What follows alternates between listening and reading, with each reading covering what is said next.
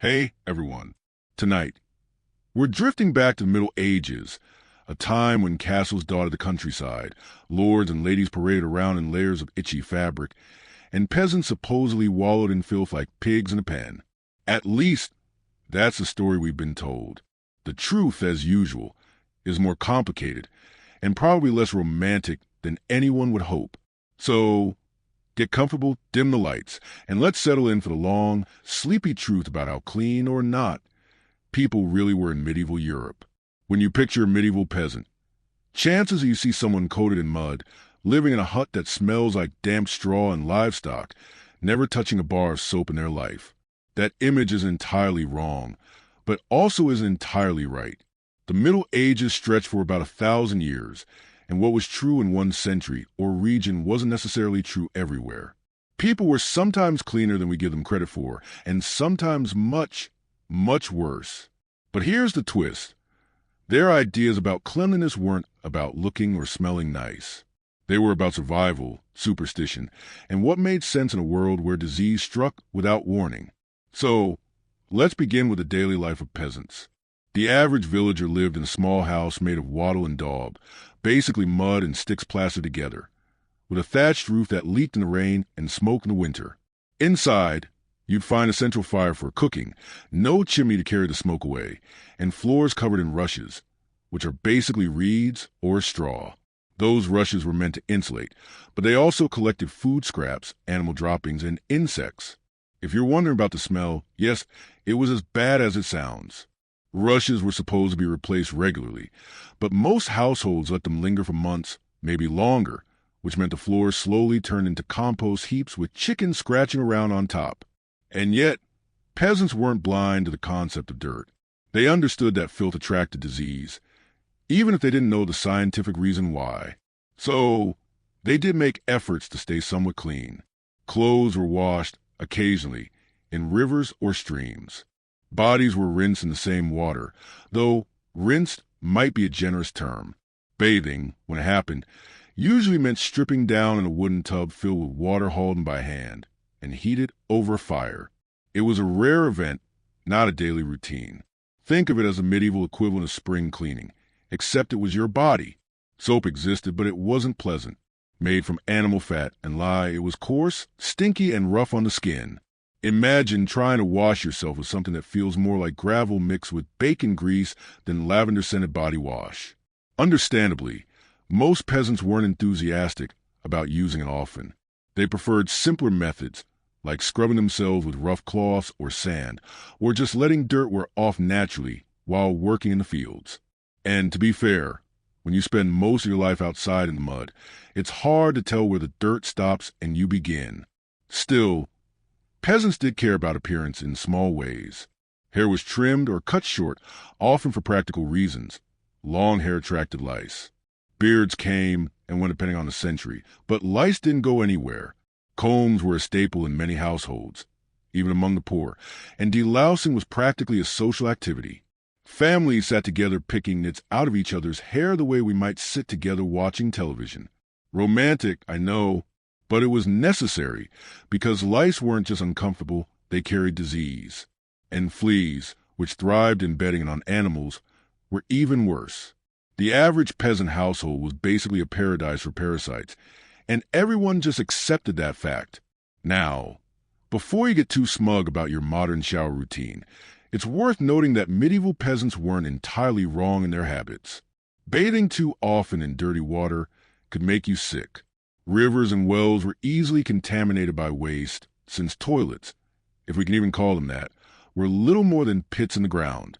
Chamber pots were emptied into streets or streams, and animals contributed generously to the mix. Drinking water wasn't always safe, which is one reason people preferred ale or beer, even for children. A little alcohol killed bacteria better than untreated river water. So when peasants avoided frequent baths, they weren't just lazy, they were cautious. And here's where the irony sets in. While we look back at medieval villagers as filthy, they would have thought we were the odd ones. To them, washing every day seemed excessive and dangerous.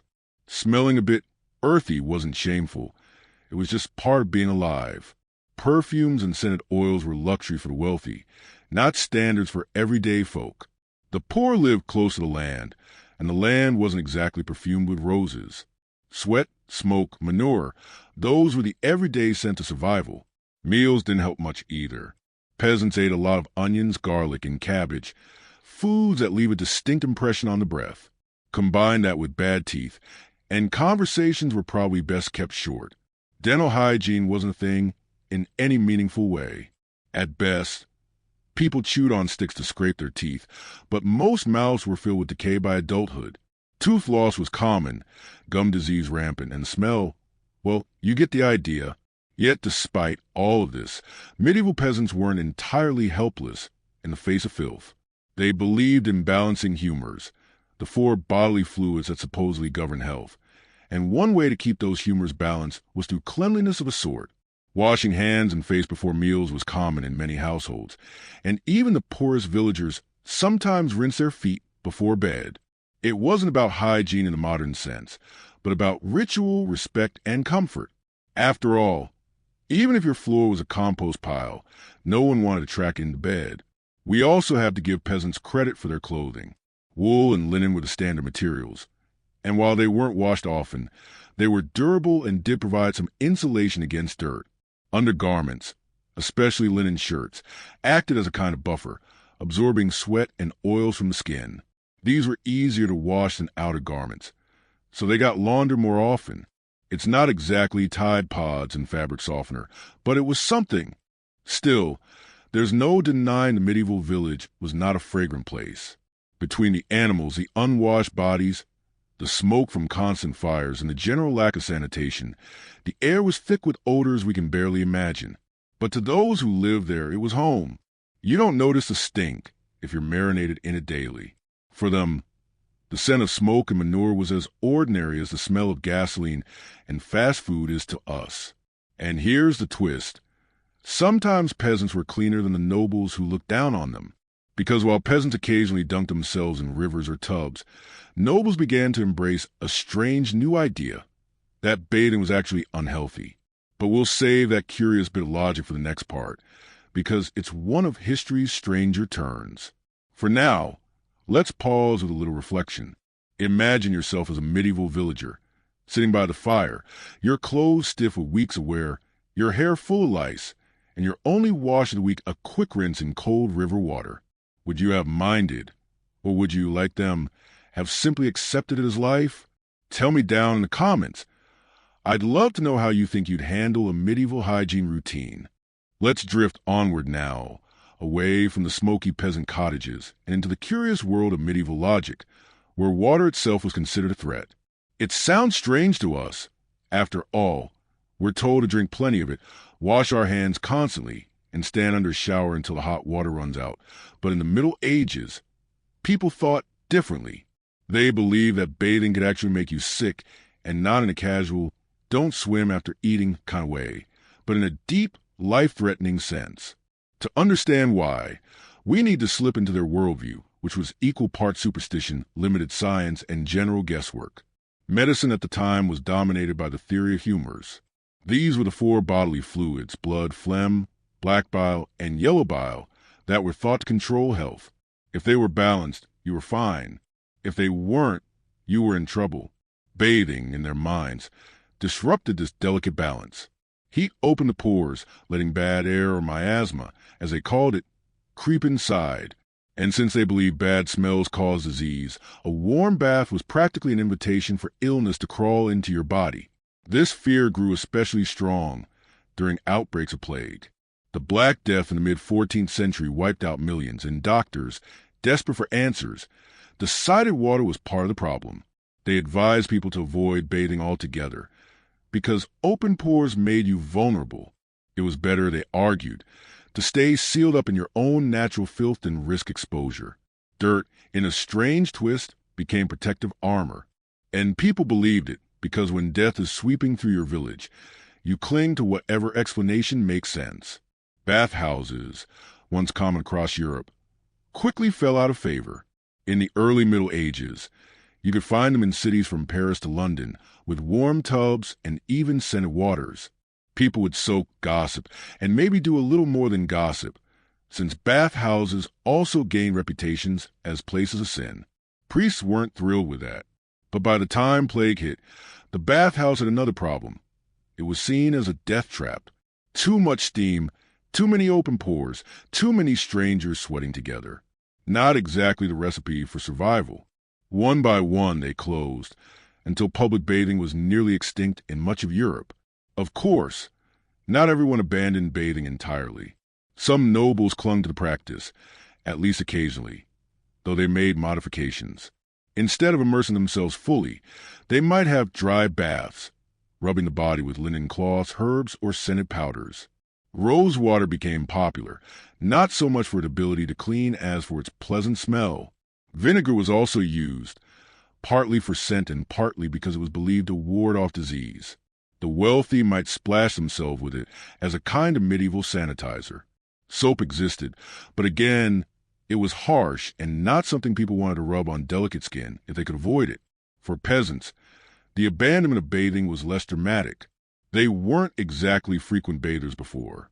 A river dunk here, a quick splash there, it was always occasional. But now, even those became rarer. Families might set aside a day for bathing before major holidays or feasts, but otherwise, dirt simply stayed put. Clothes absorbed much of the grime, which is why undergarments, especially linen shirts, were so valued. They acted as the washable layer, sparing the outer garments from constant wear. Washing linens was tedious, but at least possible.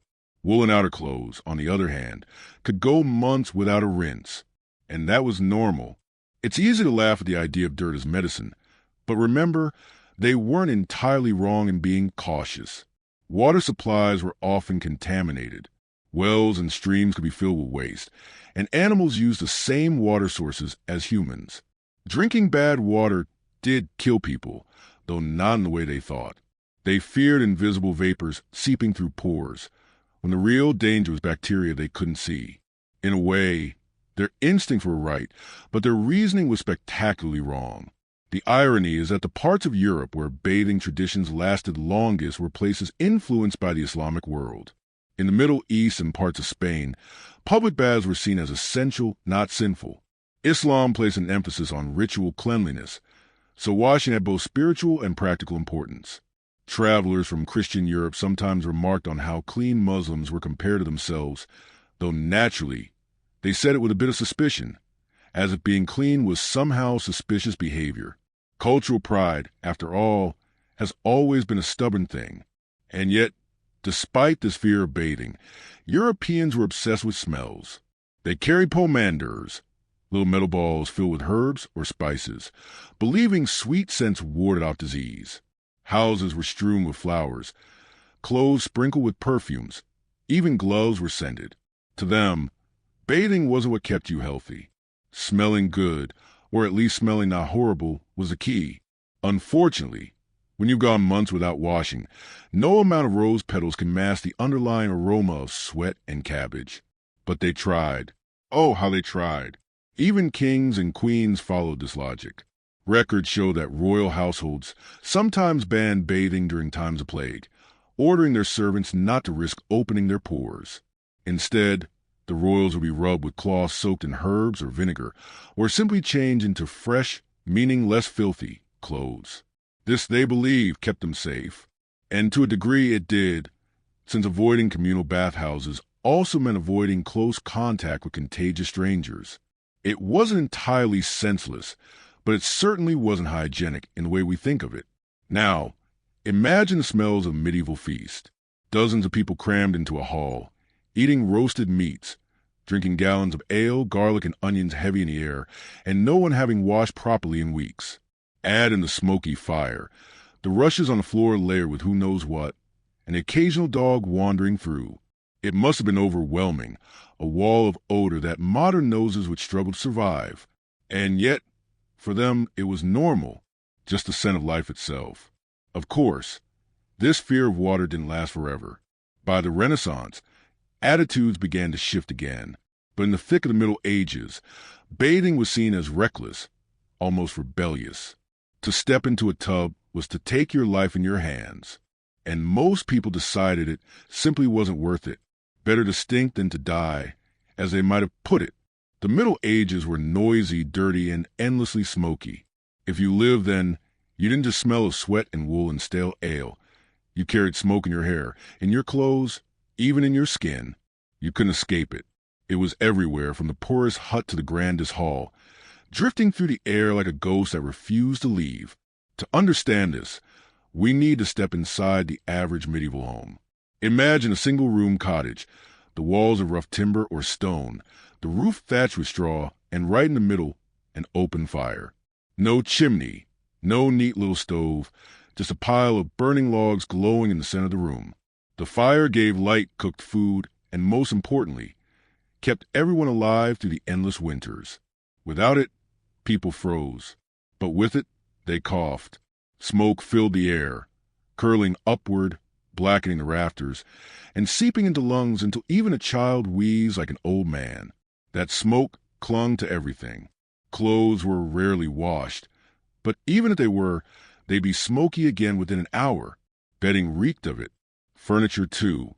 Even bread, when baked over a smoky fire, carried a hint of the hearth. And people themselves became walking smoke signals. It wasn't perfume or cologne that announced you in medieval Europe. It was the scent of wood smoke, laced with sweat, ale, and livestock. Step into a crowded market, and the air was a heavy stew of humanity and fire. For the wealthy, things weren't much better. Castles had hearths in nearly every room, and though some eventually had chimneys, these were narrow, drafty shafts that only half did their job. A great hall filled with courtiers and nobles wasn't much different from a peasant hut. Smoke still stung the eyes, cloaks still reeked, hair still smelled of ash. It was less survival and more spectacle, but the smoke was always there. Even cathedrals, the grandest buildings of the age, carried smoke. Candles and incense burned constantly, leaving behind layers of soot on statues and ceilings. For the clergy, the smell of incense was holy, masking the stink of unwashed pilgrims kneeling shoulder to shoulder. But mix sacred resin with the odor of unwashed wool and leather boots, and the result was unforgettable. Medieval life was never odorless. Cooking added to problem. Meat roasted over open flames, stews bubbled in smoky pots, bread baked in ovens that belched ash. Kitchens were infernos. Servants emerged with faces blackened, hair singed, and lungs coated. Even the act of simply warming ale meant leaning over a smoky hearth until your eyes watered. Smoke was flavor, seasoning, and atmosphere all at once. People expected it. In fact, for them, food without a hint of fire probably felt wrong, like something was missing. But smoke wasn't just a nuisance. It was survival. It kept insects at bay, preserved meats, and in some ways, masked the worst smells of medieval life: manure, rot, sweat, and sewage. In a twisted way, people may have preferred to smell smoky rather than anything else. A smoky cloak might sting the eyes, but it covered the scent of filth. And when disease struck, that mattered. People believed smoke purified the air, driving away miasma. During plague, they lit fires in the streets or carried smoldering herbs, hoping the smoke itself would form a protective barrier. They choked on it, but at least they thought it saved them. And then there were festivals, when bonfires roared high, crackling against the night sky. Whole villages gathered around them, drinking, singing, tossing offerings, sometimes even dancing through the flames. These fires weren't just warmth. They were ritual, celebration, defiance against the dark. By the end of the night, everyone's hair smelled of ash, clothes of smoke, but was a shared scent, one that bound the community together. You couldn't escape it, and you didn't want to. Children grew up under smoky rafters, coughing, rubbing watery eyes, learning to accept it as part of life. Women stirred pots over smoldering logs until their skin was coated with soot. Men returned from fields to sit by smoky hearths, boots steaming as they dried by the fire. Old people wheezed by the flames, breath rattling, but unwilling to move from the only warmth they knew. And when people died, their funerals ended in more smoke. The crackling torches of processions, the incense of the church, the candles around the coffin. From birth to death, smoke was constant, a companion that never left, and it marked them. Medieval people didn't just live with smoke. They carried it inside them. Archaeologists today find evidence of lung damage in skeletons from a period, signs of constant inhalation. These weren't occasional whiffs.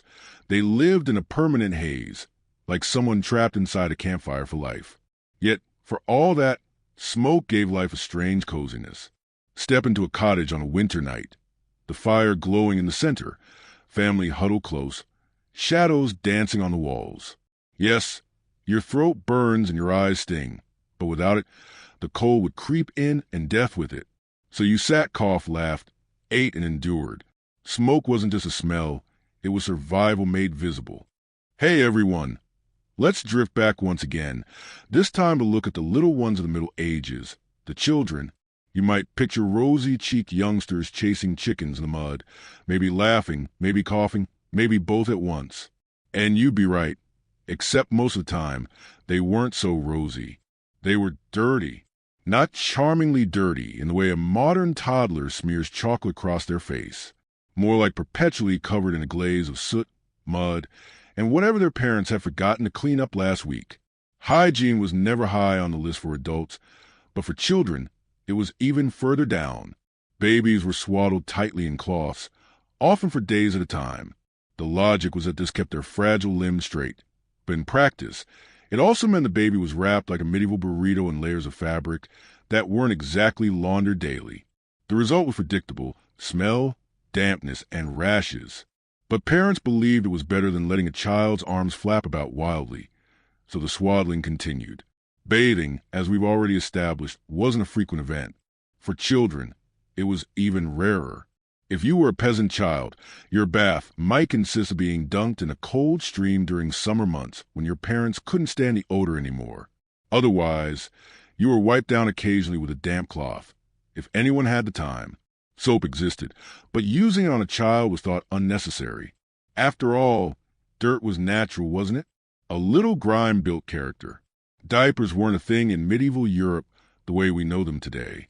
Linen cloths might be used occasionally, but more often, babies simply relieved themselves wherever they happened to be.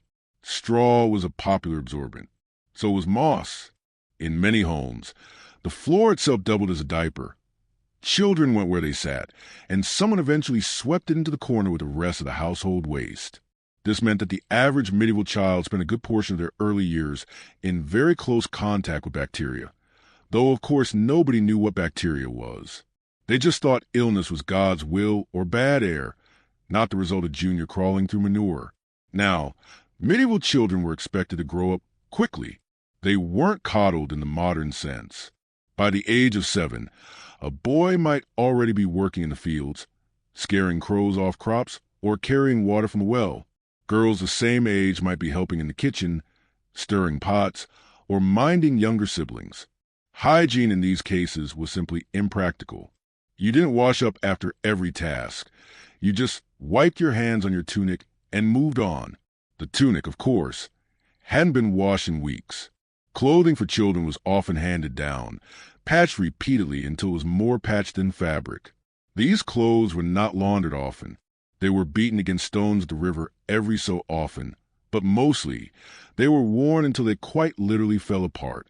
Children went to bed in them, played in them, and worked in them. A constant second skin of cloth and dirt. And let's not forget teeth. Dental hygiene for medieval children was, in short, non-existent.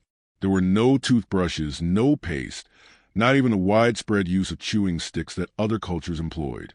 Teeth decayed quickly, and many children suffer from toothaches that would have been unbearable by modern standards. Sometimes, herbs were chewed to freshen the breath, but that was about as close to dental care as things got. Rotten teeth were just part of growing up. Even noble children, the sons and daughters of kings and queens, didn't escape filth. Their clothing might have been finer, made of silk or velvet, but the reality of bodily functions was the same. Chamber pots were used in nurseries, and servants were responsible for cleaning them. But cleanliness was relative.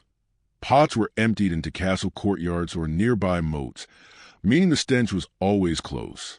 Noble children were wiped down more often, but baths were still rare events, reserved for special occasions or when illness demanded it.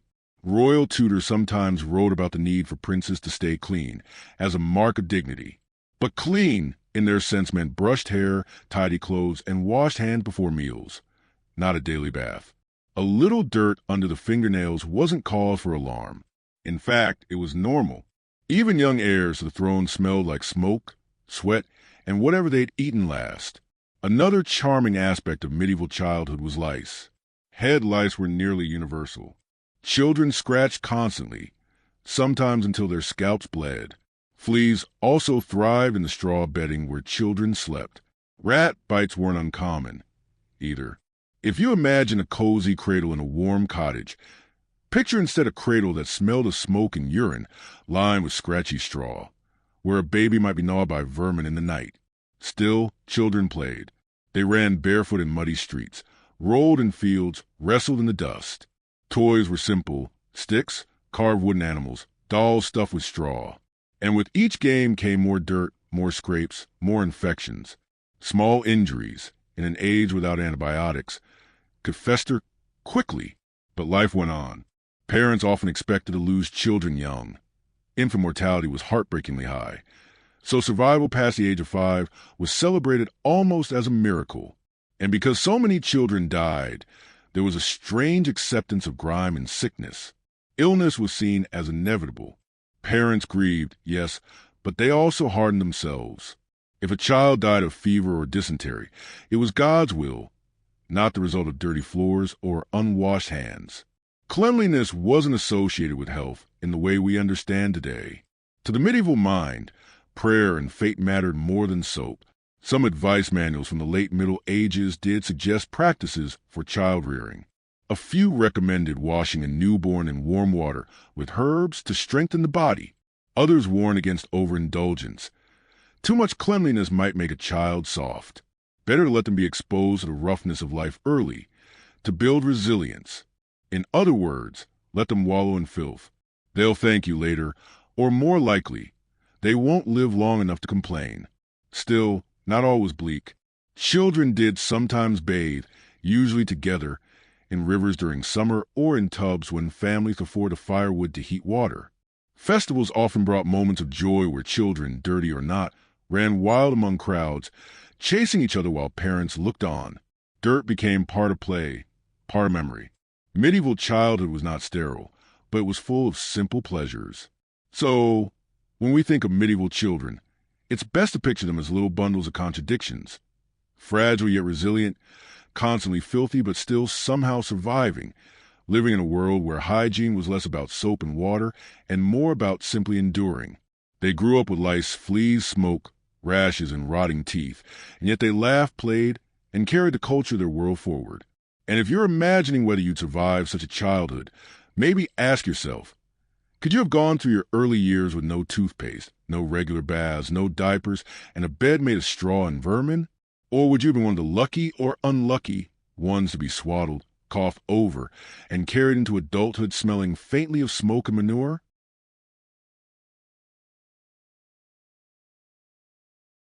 Children of nobles fared only marginally better than peasant children. They had a tendency to wipe their noses and keep them dressed in fine fabrics, but they still lived in smoky rooms, slept in pest-ridden beds, and suffered from toothaches and lice. Illness struck rich and poor alike, though nobles had better food and more warmth to give them a fighting chance. But smallpox, measles, and plague made no distinction between velvet and wool. When nobles traveled, their hygiene troubles traveled with them. Carriages and litters became cramped, stuffy boxes filled with unwashed bodies. Inns along the road were not luxurious. They were crowded, smoky, and bug-ridden. Even the finest chambers might have shared bedding and chamber pots already in use by others. Noble travelers carried perfumes and herbs to mask the smells, but one can only imagine how effective these were after a week on the road. So, yes, nobles lived grander lives, but not cleaner ones. Their wealth insulated them from hunger and cold, but not from smell, dirt, or disease. They simply learned to see their filth as dignity cloaked in silk. Let's drift now to the most basic substance of all, water. It's easy to assume that medieval people didn't drink it because they thought it was unsafe, but that's only half true. They did drink water, sometimes when they had no better option, but it was rarely trusted and often for good reason. Wells were shallow, Rivers were shared with livestock, and streams downstream of a town became, essentially, flowing sewers. If you lived in a village, chances are your water supply was flavored with the generosity of your neighbors, their animals, and whatever refuse was dumped upstream.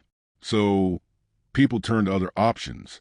Ale, for instance, was the beverage of choice for most peasants. Low in alcohol, it was brewed at home, often by women, and drunk daily by everyone, including children.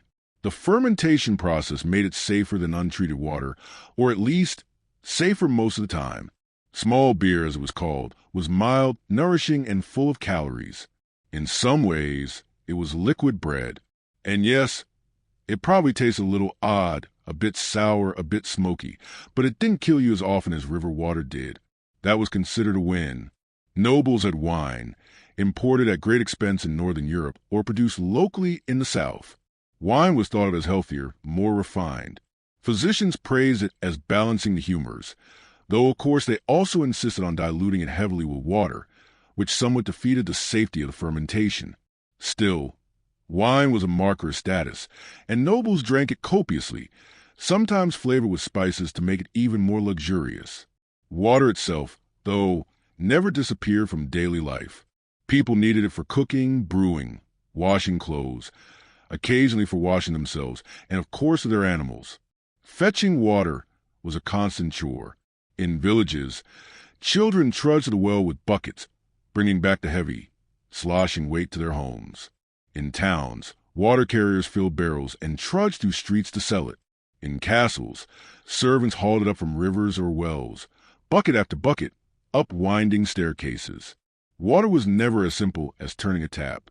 It was labor every single day, and it was rarely clear. Imagine drawing up a bucket and finding it cloudy, flecked with straw, maybe a bug floating across the surface.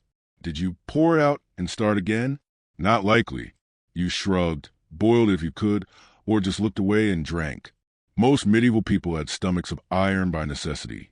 The constant exposure to contamination may have made them more tolerant than we would be, but it also meant stomach cramps, fevers, and dysentery were everyday realities. Bathing in water was its own story. Rivers and streams invited villagers to wash clothes and occasionally themselves. Children splashed in them during summer. Adults waded in to rinse mud from their legs. But nobody thought of this as proper hygiene. It was just convenient. And if you lived downstream of a tannery, where hides were soaked in urine and lime, you probably avoided it altogether, unless you enjoyed the smell of death clinging to your skin. Bathhouses did exist in medieval towns, particularly in the earlier centuries. Public baths, inspired by Roman traditions, were places where people could wash, soak, gossip, and yes, sometimes engage in less innocent pastimes.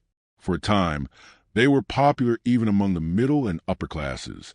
But as concerns about disease grew, particularly during and after Black Death, bathing fell increasingly out of favor. Physicians argued that hot water opened the pores, letting in plague. What better way to make people afraid of cleaning themselves than to insist it invited certain death? By the 15th century, public baths were closing, and bathing became less a communal habit and more an occasional luxury. The irony, of course, is that water could be both salvation and danger. People knew stagnant water bred sickness, though they didn't know why. They blamed bad air, demons, or celestial alignments. Wells were blessed with prayers. Rivers were given offerings. Fountains were decorated with statues of saints. People wanted water to be pure, even if they didn't know how to keep it that way. A villager might whisper a charm before dipping a bucket, or sprinkle holy water into a well. Religion stepped in where sanitation failed. Meanwhile, nobles tried to distinguish themselves with cleaner sources. Monasteries built sophisticated water systems, channeling fresh springs through pipes, sometimes even into indoor fountains. Castles, too, developed cisterns and aqueducts, storing rainwater for use. But these systems required constant maintenance, and they often failed. A blocked pipe, a leaking cistern, and suddenly even the lord was back to drinking ale like the peasants. Wealth helped, but it didn't guarantee purity. Washing hands was an important ritual, though less for hygiene than for show. At feasts, basins of water were carried around so guests could dip their fingers before meals. Perfumed cloths were sometimes offered. This wasn't because people care about germs. It was because clean hands were a mark of refinement. You didn't want to appear at the Lord's table with grease and dirt under your nails. After all, you would soon be plunging those fingers into communal dishes. The illusion of cleanliness mattered more than reality. Let's not forget animals. Medieval life was lived in close proximity to beasts, and they too needed water. Horses drank deeply. Cows slurped from troughs. Pigs wallowed in muddy pits. Often, animals shared the same water sources as humans. Wells were precious, but streams and ponds were shared by all creatures indiscriminately. You might fill your bucket from the same place a cow relieved itself minutes before. That was just life. If the water looked clear enough, you didn't ask questions. Water also played a role in rituals of cleansing beyond the physical. Baptism was central in Christian life, a symbolic washing that mattered far more than daily scrubbing. Holy water was sprinkled on fields, animals, and homes to bless and protect them.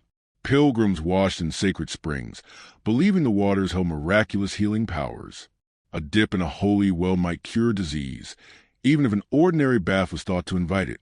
Water carried both sacred and profane associations, dangerous yet divine. This meant medieval people were never entirely comfortable with water. They respected it, feared it, depended on it, and avoided it. They lived in a world where too much water drowned crops, too little starved them, where floods swept away villages and droughts emptied wells. To bathe was to flirt with danger. To drink was to risk sickness. But to live without water was impossible. It was the eternal contradiction, the element they could neither embrace fully nor ignore. When night fell in the medieval world, darkness was absolute. No hum of streetlights, no glow of passing cars, no blue haze from phones and screens. The night pressed in thick and heavy, broken only by the flicker of candles, the orange breath of hearth, or the pale, shifting light of the moon. For most people, bedtime wasn't a matter of choice. It was dictated by the sky. The moment the sun slipped away, the long shadow of sleep began. Yet sleep, for medieval people, was not the same as ours. Historians speak of the two sleeps, a pattern of rest broken neatly into halves. People would drift off soon after dusk, wrapped in woolen blankets, lying beside their families, perhaps even alongside farm animals in colder huts. After 4 or 5 hours, they would wake in the dead of night. This wasn't considered strange. In fact, it was normal. The period between first sleep and second sleep was a kind of liminal time, a middle night where the world was quiet and thoughts wandered. During this waking period, people prayed, whispered secrets, or tended small tasks. Some rose to check on animals or to stir embers back to life on the hearth. Others made love. It was believed the hours after first sleep were the best for conception, when the body was rested and the mind unburdened. Some simply lay awake, reflecting, half dreaming. This watch in the middle of the night was almost a gift of time, unclaimed by labor or daylight. Then, when drowsiness returned, they settled back into second sleep, lasting until dawn. Beds themselves were a matter of rank. Nobles boasted elaborate wooden frames, carved posts, and feather mattresses stuffed with goose down. Curtains surrounded the bed, not for romance but for warmth and privacy. Servants and children often slept in the same room, so curtains were a shield against drafts, noise, and wandering eyes. For peasants, bedding was simpler. Straw mattresses stuffed into sacks, woolen blankets, and if they were lucky, a sheepskin or two. Whole families often piled together, partly for warmth, partly because space was scarce. Privacy was a luxury most couldn't imagine. And yes, vermin were everywhere. Fleas and lice were constant companions. Mattresses grew damp and moldy. The straw inside was changed infrequently, sometimes only once or twice a year. So it became a thriving home for insects. Wealth helped, but even nobles weren't free of pests. Their feather beds grew musty, their sheets unwashed. Candles flickered as mice scurried across rafters, and cats prowled in corners to keep the worst at bay. Falling asleep in the Middle Ages meant accepting a certain closeness with creatures you'd rather not share with. Sleep also held spiritual meaning. Dreams were not dismissed as random nonsense, but were seen as messages from God, warnings from saints, or temptations from the devil. A bad dream could unsettle an entire day. Books of dream interpretation circulated, filled with symbolic explanations. To dream of water meant fortune. To dream of snakes meant betrayal. Nightmares, especially those involving demons, were taken seriously. The figure of the night hag, a spirit who sat upon your chest and smothered you, terrified people across Europe. What we now call sleep paralysis was then proof of spiritual attack. Prayer, charms, or relics under the pillow were used as protection. Clothing for sleep was another marker of difference. Peasants often slept in their day's shirts, the long linen tunics they wore daily. Changing clothes was too much effort for those with only a garment or two. Nobles, however, developed nightgowns, loose linen shifts that were more comfortable and kept sheets from soiling quickly. And no, contrary to playful myths, most people did not sleep naked. It was considered immodest and even unsafe, since you might need to rise suddenly in a cold night. Being half-dressed was simply practical. Candles played their part, too. They were costly, made from beeswax for the wealthy or from smoky tallow for the poor. Few people wasted them through the night. The darkness between first and second sleep was not lit by lamps but by memory of where the furniture lay. A family stumbled carefully to the chamber pot or the corner, guided by the faint light of a dying hearth. Fire was too precious to waste, and matches didn't exist. Rekindling flame in the morning meant banking the coals carefully overnight. Forget to cover them, and you woke to a freezing black house. In towns, curfews marked the rhythm of night. Bells tolled a signal when fires must be covered, when taverns should close, when streets should be cleared. Guards patrolled with lanterns, though even they feared the dangers of night. Thieves, drunkards, or worse, the spirits believed to wander in darkness. Villages had no such order. Night belonged to the brave and the foolish. Most stayed indoors, shutters barred, doors locked. Sleep was safety as much as it was rest. The seasons shaped the experience. In winter, nights stretched unbearably long, sometimes 15 hours of darkness. Families huddled early, shivering together under layers of cloth. The waking period between first and second sleep stretched into hours of silence, broken by the sound of wind battering shutters. In summer, nights were short and sleep fragmented. Farmers rose with dawn, eager to seize the light for their endless labor. Festivals and holy days sometimes transformed the night into a playground. Feasts extended late, with music and firelight. Pilgrims walked by starlight, guided by torches. On midsummer nights, bonfires burned, and sleep was forgotten in favor of celebration. Yet these were exceptions. For most of the year, night was claimed by slumber.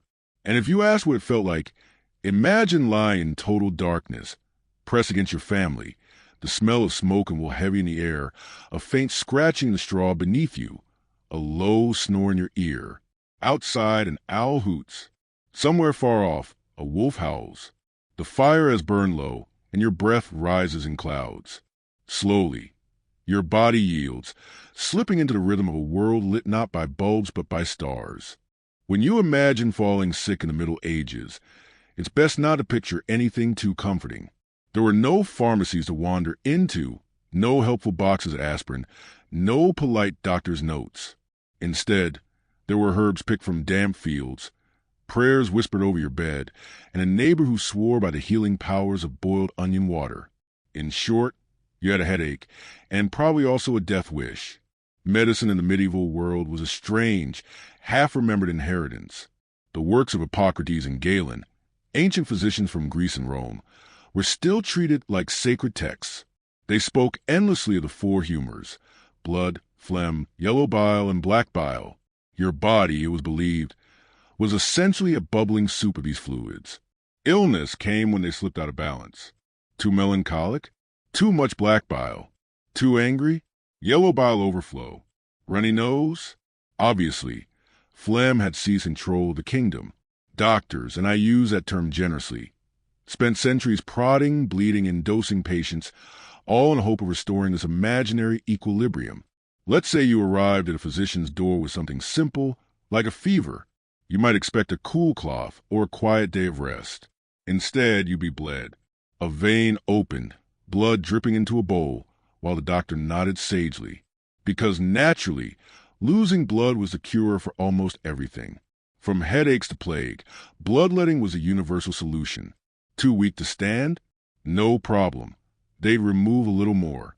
Patients fainted regularly, which was taken as a promising sign. You were purged of excess humors, though also of energy, health, and sometimes life itself.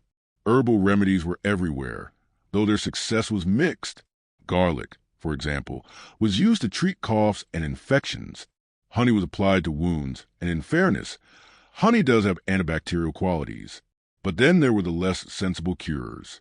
Powdered unicorn horn was considered excellent for poisoning, though, of course, no unicorns were available, so narwhal tusks served as stand-ins for the gullible wealthy. Crushed emeralds, ground pearls, and even gold dust made appearances in expensive medical recipes.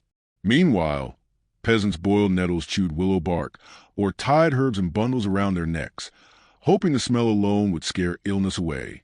Surgery was the grim theater of medieval medicine. Surgeons were often barbers by trade. The same men who cut your hair might also cut into your flesh.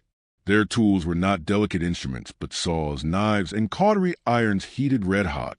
Imagine losing a tooth not with numbing gel, but with iron pliers, while your head was strapped to a chair.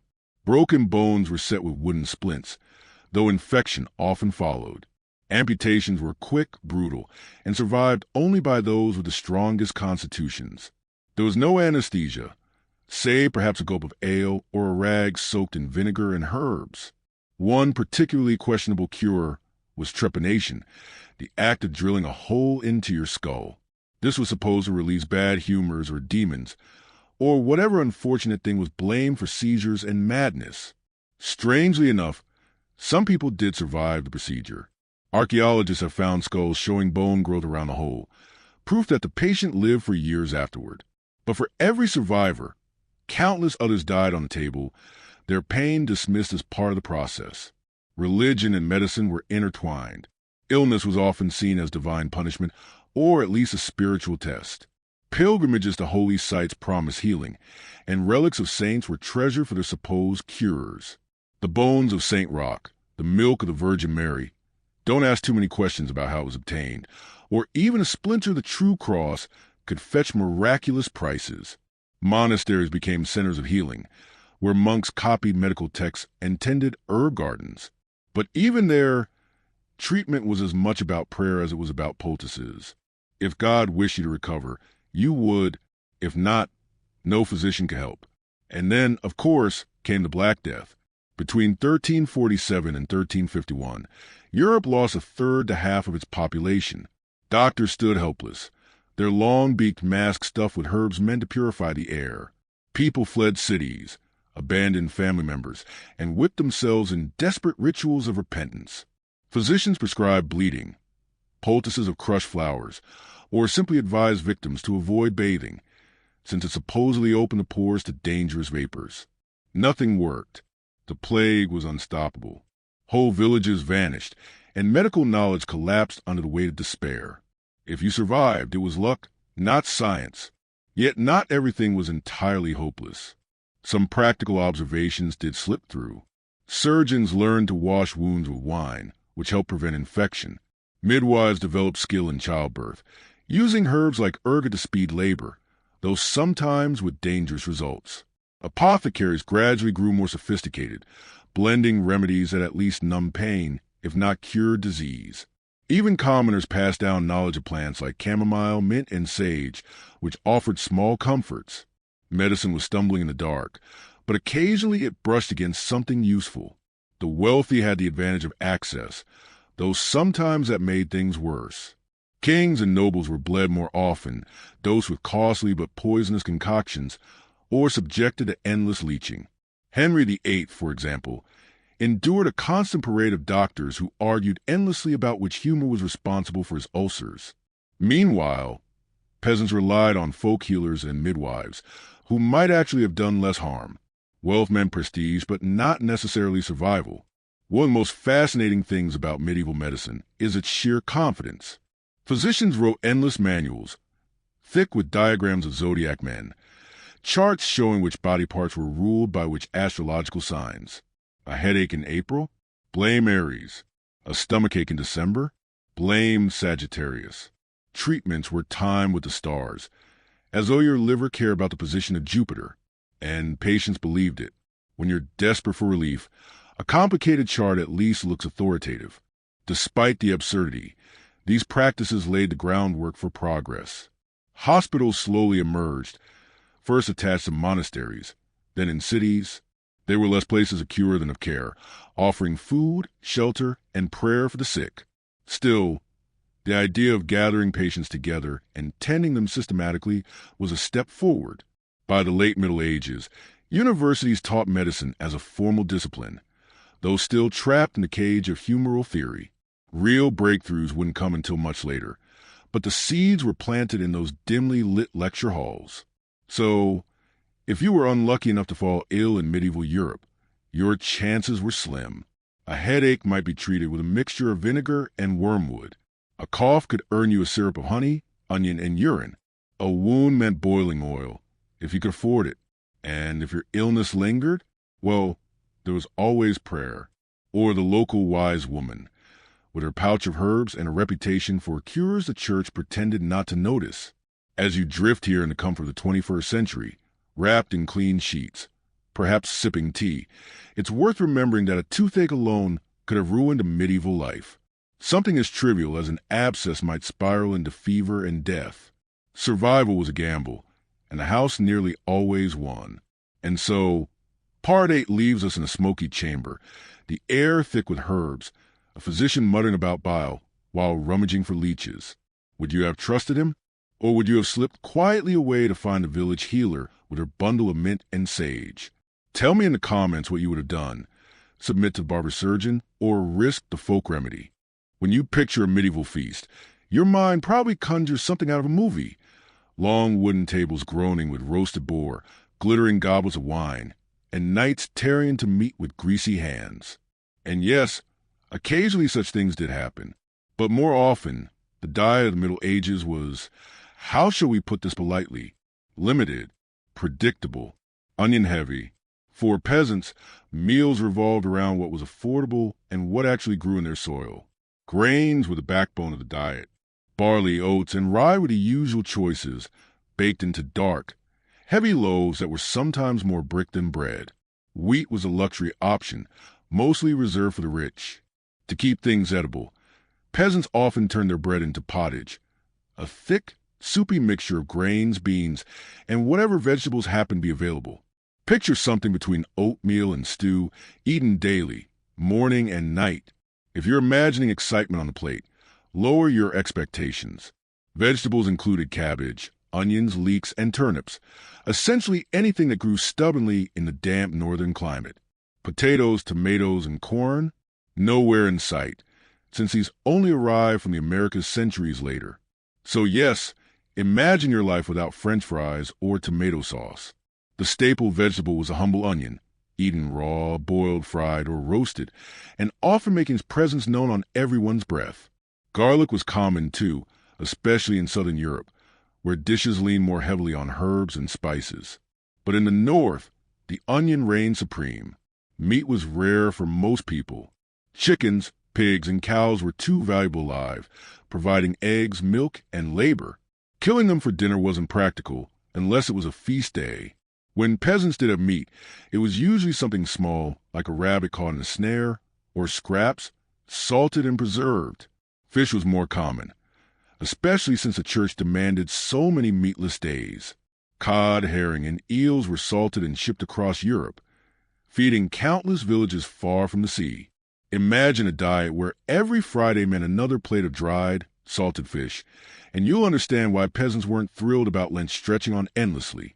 For the wealthy, things were more indulgent.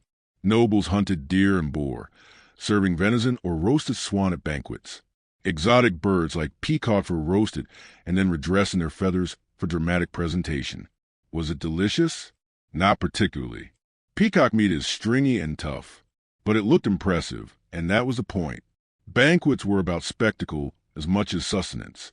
Guests dined on pastries shaped like castles, sugar sculptures, and pies that released live birds when cut open. A medieval noble didn't just want to eat. He wanted to perform wealth in edible form. Spices became the true markers of status. Pepper, cinnamon, cloves, and nutmeg were imported from Asia, costing small fortunes.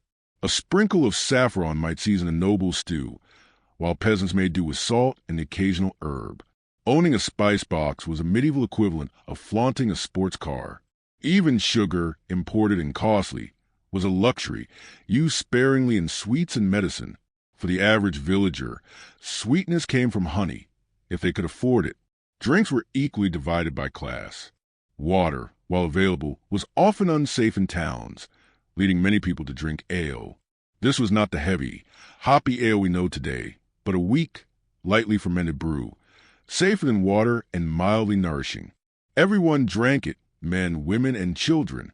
Wine dominated in southern Europe, where vineyards flourished, but even there, the wealthy drank the best vintages while the poor got sour, watered-down leftovers. Milk was consumed fresh or turned into butter and cheese, but often reserved for children, the sick, or times of plenty. One often overlooked detail is how seasonal food truly was. There were no refrigerators, no global trade routes delivering strawberries in January. People ate what was in season, and in winter, that meant preserved food. Salted meat, dried peas, pickled cabbage. Cellars were stocked with whatever could survive months in barrels and sacks. Freshness was a summer luxury. Winter meals were repetitive, salty, and dull. By spring, many villagers suffered scurvy-like symptoms, their bodies desperate for vitamins that their diet could not supply. Table manners, too, were very different. Forks were rare until the later Middle Ages, so most people ate with knives, spoons, and their hands. Bread served as a plate, known as a trencher, soaking up juices before being eaten or thrown to dogs. Nobles sat in order of rank, the best seats near the lord of the hall. Servants brought dish after dish, often in communal bowls. Double dipping wasn't frowned upon. It was a default. Hygiene was limited to wiping greasy fingers on the nearest piece of bread, or occasionally on your neighbor if you weren't polite. And yet, meals were central to community. Peasants gathered around the hearth for their shared pot of pottage. Families clustered close, spoons dipping in turn. Nobles used feasts to display generosity, offering food to guests, servants, and sometimes even the local poor. Holidays were marked with special meals, where even the poorest families might slaughter a chicken or bake a sweet loaf. Weddings, births, and saints' days were excuses to eat well, if only for a night. Food was not just fuel, it was a ritual belonging. Hunger, however, was a constant shadow. Crop failures meant famine. A rainy summer could rot grain in the fields, leaving villages starving through winter. Between 1315 and 1317, known as the Great Famine, heavy rains destroyed harvests across Europe. People ate dogs, cats, and bark stripped from trees. Chronic malnutrition weakened immune systems, leaving entire populations vulnerable to disease. For the majority of medieval people, hunger was never far away, even in years of relative plenty. The contrasts were striking. A peasant's dinner might be a thin broth with a chunk of coarse bread. A noble's banquet might feature roast venison glazed with imported spices, washed down with rich claret. But in both cases, the food told a story. For peasants, it was survival. For nobles, it was power. And for everyone, it was never quite enough to disguise the fact that meals often tasted of onions. Of course, let's not forget the smells. Imagine crowded halls, no ventilation, smoke drifting from the hearth, bodies pressed together, sweat mixing with the odor of garlic and cabbage, cheese ripening in corners, salted fish hanging to dry, barrels of ale souring. Medieval dining was not a fragrant affair. Nobles burned incense or scattered herbs on floors to disguise it, while peasants simply endured. Eating was less a delicate experience and more a practical one. You got food into your body and hoped it kept you going until tomorrow. And yet, despite the hardships, medieval food culture had its charms. Recipes were passed down, flavors celebrated. Alehouses bustled with life, neighbors clinking cups of weak beer, trading gossip and songs. Markets filled with stalls of fresh bread, herbs, and roasted nuts. Even the poorest villager found moments of pleasure in a warm loaf, a lump of cheese, or a spoonful of honey. Life was harsh, but meals provided small islands of comfort. So, if you imagine yourself transported back to a medieval village, Don't picture grand feasts and goblets of wine. Picture instead a clay bowl of pottage, a hunk of dark bread, and the ever-present tang of onion in the air. Perhaps not thrilling, but sustaining. And if you were lucky, on a holy day, a slice of pork or a sweet cake might remind you that joy could sometimes be tasted. You might think, from all this talk of lords and castles and silken chambers, that medieval life was a grand parade of armor and intrigue. But the truth is far less glamorous and far more exhausting. For most people, the story of medieval life wasn't one of kings or queens at all.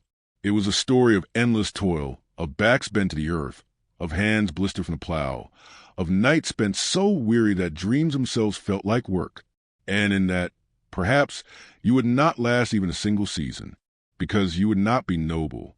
You would not be a knight or a lady-in-waiting or a prince of the blood. No, the odds say that you would be a peasant, a serf, a villager tethered to land that was never truly yours, in service to a lord whose name you may never even know personally. Your life would not be about choice, but about obligation. You worked because it was required. You sowed because your family needed to eat. You harvested because your lord demanded his share. You endured because there was no alternative. Imagine waking not at the sound of an alarm clock, but at the insistence of the rooster. Dawn breaks, and the fields do not wait. The seasons command you with more authority than any monarch. In spring, you are planting. In summer, you are tending. In autumn, you are harvesting. And in winter, you are simply surviving. There is no off-season. The rhythm of your existence is not dictated by preference, but by the soil. Miss a step, lose a season, and starvation stares you in the face. Your meals are as monotonous as your labor. Bread, perhaps, and more bread. A thin gruel, maybe a handful of beans or peas, perhaps cabbage boiled until all flavor has abandoned it. On a lucky day, a scrap of meat. The church might preach feast for the soul, but your stomach learns to expect very little. Malnutrition is not a danger you read about. It is a constant companion of your neighbors, your children, yourself. And famine is a shadow always waiting to return. You work not alone, but with family, neighbors, fellow villagers. The fields are tilled collectively, the harvest shared according to rules that are older than memory. Your children labor alongside you as soon as their small hands can grip tools. Childhood is not an era of carefree play. It is a brief apprenticeship to the burdens that will crush you later. They learn early because they must. Because every pair of hands means one more mouth that might survive the winter. And then there are the taxes. The Lord demands his due, the church its tithe, the crown its levy. A portion of your labor, of your very survival, is siphoned away upward, always upward. You may never meet the knight who claims ownership of your village, but his horses will eat from the grain your sweat produced. You may never glimpse the bishop, but the priest who walks your lanes will ensure the church's portion is never forgotten. Your life is not entirely your own. It is rented from those above. Disease stalks the village like a hunter. A cough becomes a fever becomes death. There are no doctors for you, only remedies of herbs and prayers. Sometimes they work. Often they do not. Women die in childbirth. Infants fail to thrive. Small wounds fester into killers. You endure because you must, and when you cannot endure, you die, and the earth reclaims you as it has reclaimed so many. Yet, strangely, you do not despair. Or perhaps you do, but despair itself becomes routine, folded into the fabric of life. You laugh when you can. You tell stories when the night is long.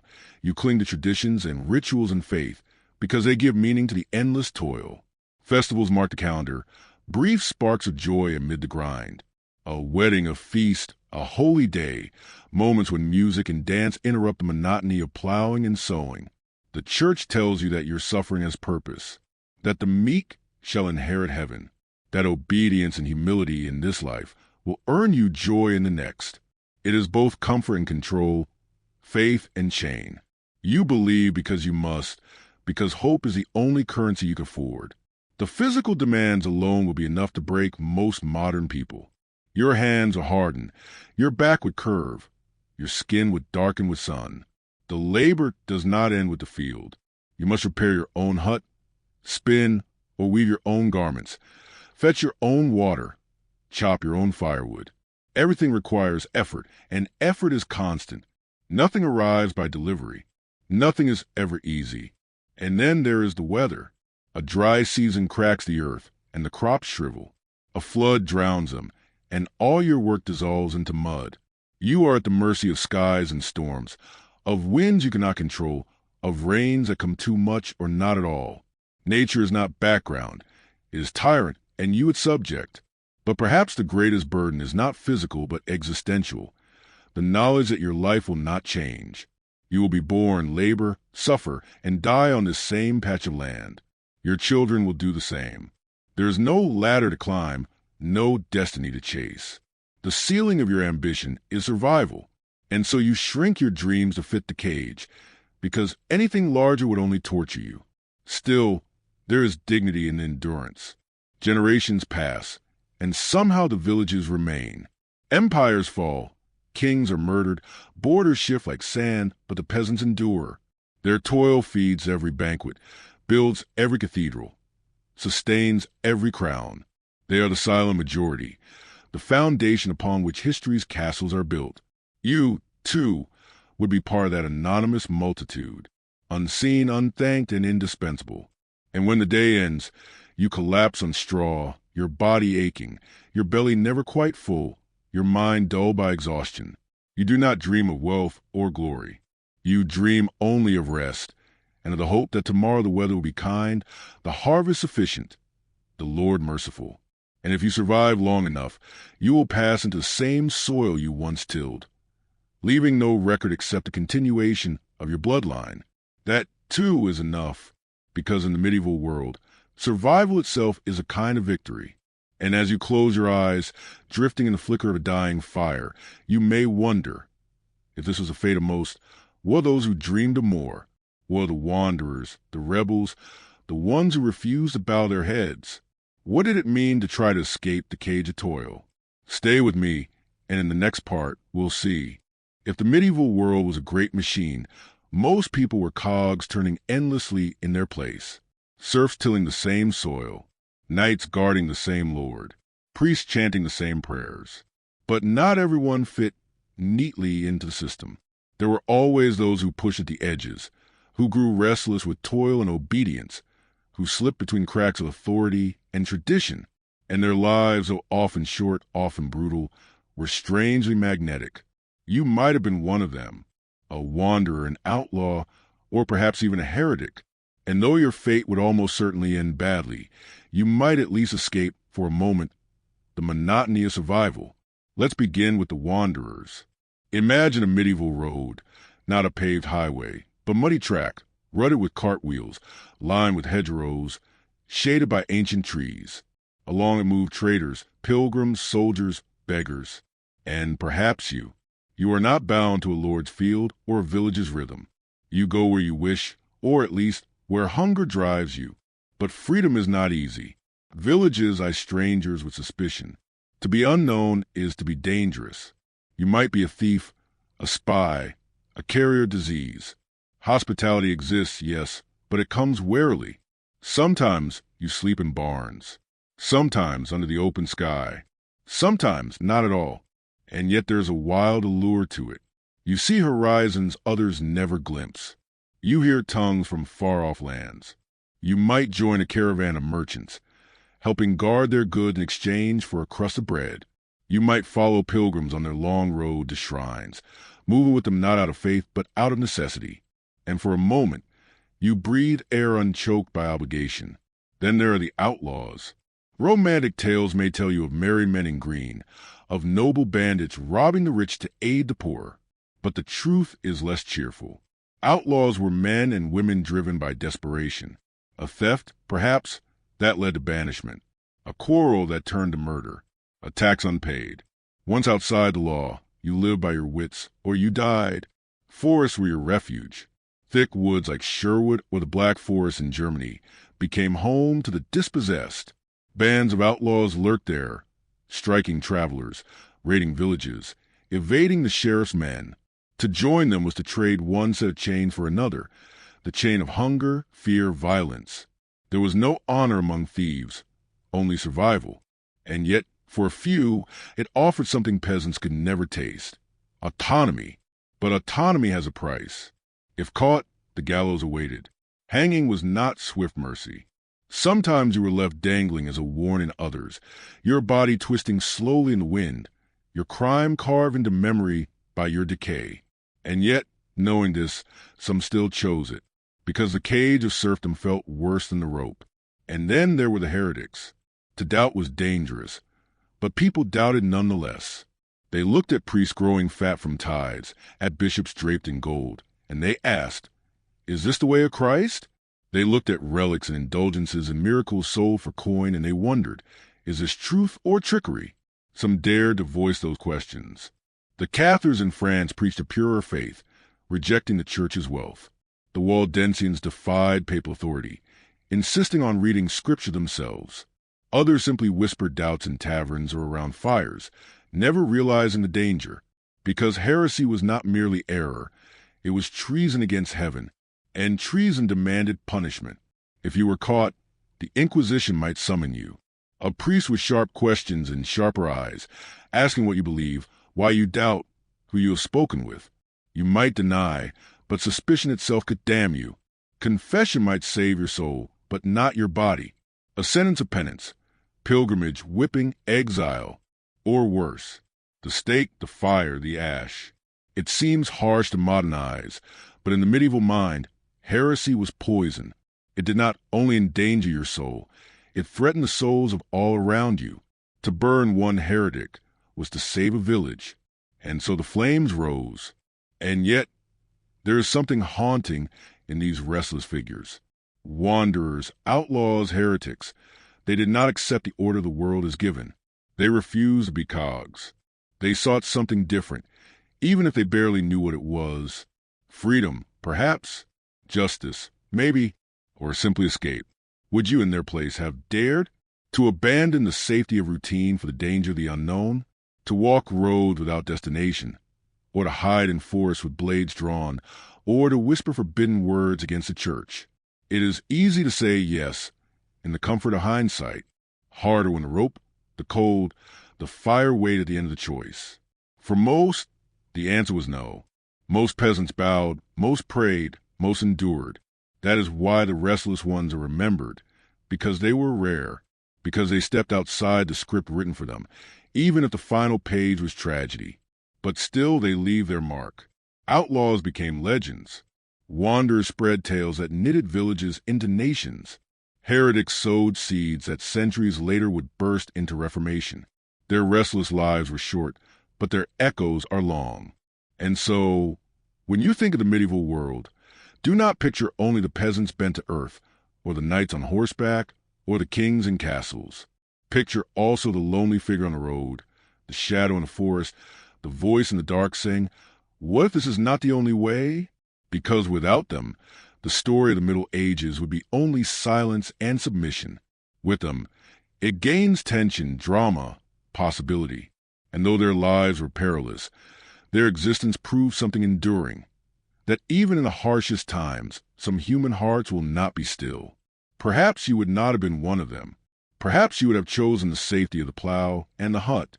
But perhaps, just perhaps, some spark in you would have led you down the road, into woods, or toward forbidden words. And perhaps, in the crackle of the fire or the creak of the rope, you would have found something that peasants never knew. The taste of freedom, however brief. But restless lives always meet restless ends. And so, the question lingers. If life was so precarious for the wanderer and the outlaw, what was it like for those who fought constantly? The warriors whose entire existence was bound to violence? Violence was, of course, the backbone of the medieval world. It was not simply the occasional raid or the rare clash of armies. It was daily life. A quarrel in the marketplace, a feud between neighbors, a brawl outside a tavern. All could turn fatal when knives were common and tempers were short. But more than that, violence was institutional. Entire classes existed for no purpose other than organized fighting. Knights, mercenaries, soldiers of fortune. They were professional killers of their age, and they were proud of it. If you were born into a knightly family, your life was mapped out from beginning. At 7 or so, You were packed off to another noble's household as a page. There you learned the basics, manners, horse handling, serving at table, cleaning armor, a sort of very dangerous finishing school. By 14, you were a squire, shadowing a knight, learning swordplay, practicing justs, tending to your master's horse and weapons. And if you survived all that, sometime in your late teens or early 20s, you were knighted, a ceremony of pomp, prayer, and no small amount of theatricality. Because yes, it was partly about honor, but mostly about showing off. Knights like to talk about chivalry, about protecting the weak, about serving God.